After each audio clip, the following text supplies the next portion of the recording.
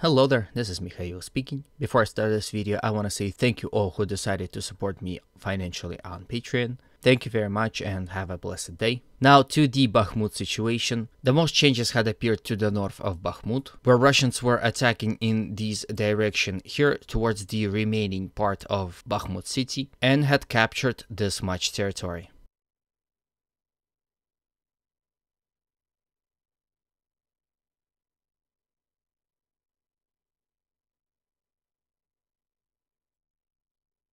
This territory fell to the Russians in between last 24 to 12 hours. As you can see, the Russians here walked over and continued their attack along the Kraina street here. If we zoom in, we can see that the remaining high-rise buildings in this sector is located here. Now, these 4 high-rise buildings Russians have already captured. As you can see, the salient here is becoming smaller and smaller. Ukrainians in here are subject of constant Russian crossfire. The theory is coming in that Ukrainians will take their defense here in this old military base along the Kraina street.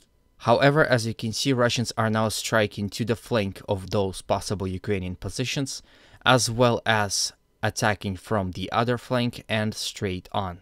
At this point, not only Wagner troops are fighting in the city, but actually some elite troops of official Russian army. While we're here, I want to show you a video that surfaced on the internet. It is some days old as of right now because it showed that Ukrainians had blew up this building right here. Let me show you on the Google Maps for a better view. So let's drop ourselves here. And here is the building that I'm talking about. This is the Rose Alley right here. So this building is no more. And of course, I'm going to show you the video of it.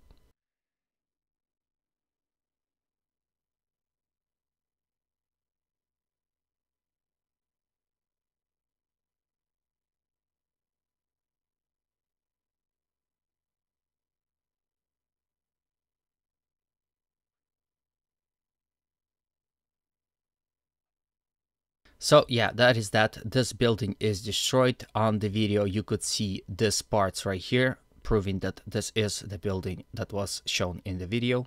From here, we go to the center of Bakhmut, where the battles over the control of this rail line continues, as Ukrainians once again left with a bridgehead that is located here.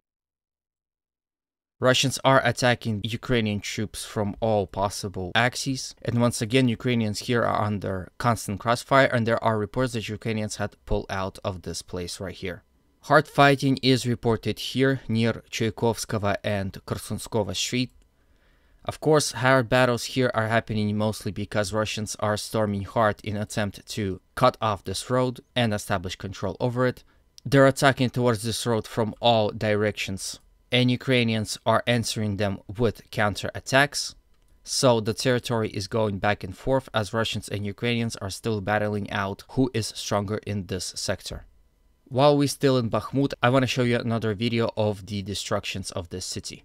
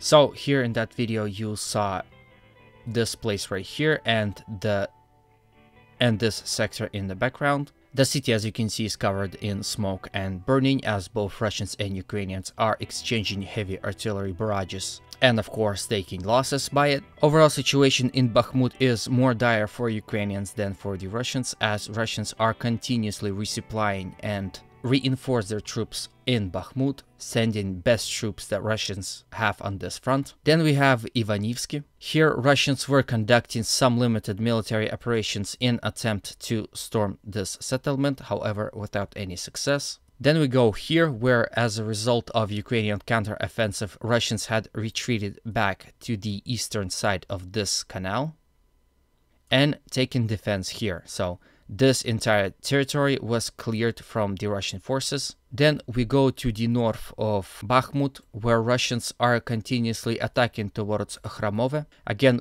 with Russian attacks here and Russian success here, it is possible that Russians will first reach this place right here and only then will attack and take Khromove itself, as Russians here are advancing within the cover of buildings, but here they are in the open. Russians are also conducting operations here in order to reach this road right here. And of course, fighting for Bogdanivka continues. Then we have village of Grigorivka, to which Russians are also advancing. And battles continue in Orekhovo-Vasilivka and along the E40 highway and near Zalishnansky. Then we go to the Seversk. Here Russians are attacking towards Spirne and Verkhokamensky, as well as they are attacking towards Belogorivka and are fighting within the vicinity of the settlement, as well as trying to go around, attacking here towards Grigorievka and attacking here along the hill.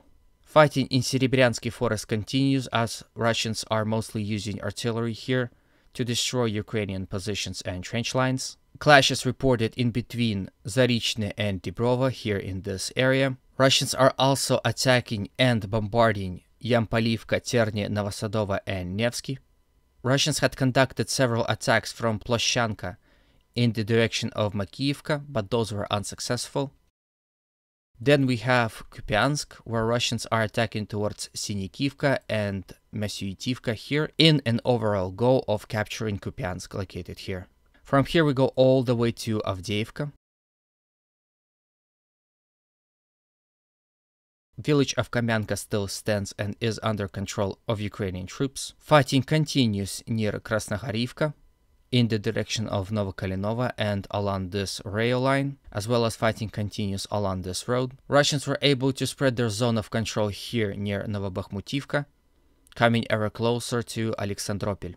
Then we have Russians attacking from Apitne in the direction of the Avdiivka. Russians are also attacking from Vadani in the direction of Severne and attacking from Pisky towards Pervomaisky, as well as in attempt to capture village of Nevelsky. Situation in Mariinka remains the same. Fighting in the center of the city continues, as Russians are trying to flank Ukrainians here to the north and capture village of Pobeda here, as well as flank Ukrainian positions here to the south. Limited fighting reported in Novomikhailivka.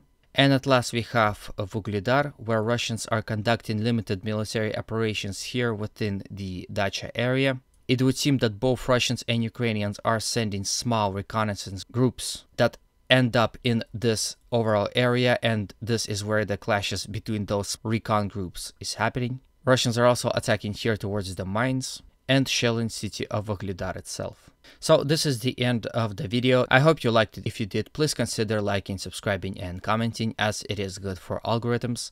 Also, don't forget to push that notification bell. Also, please consider supporting me on Patreon, as it would help to reach my goal of working on YouTube full-time. As always, humanity calls me to condemn all violence against human beings. Stay free, stay safe, and always remember, Russia will be great again.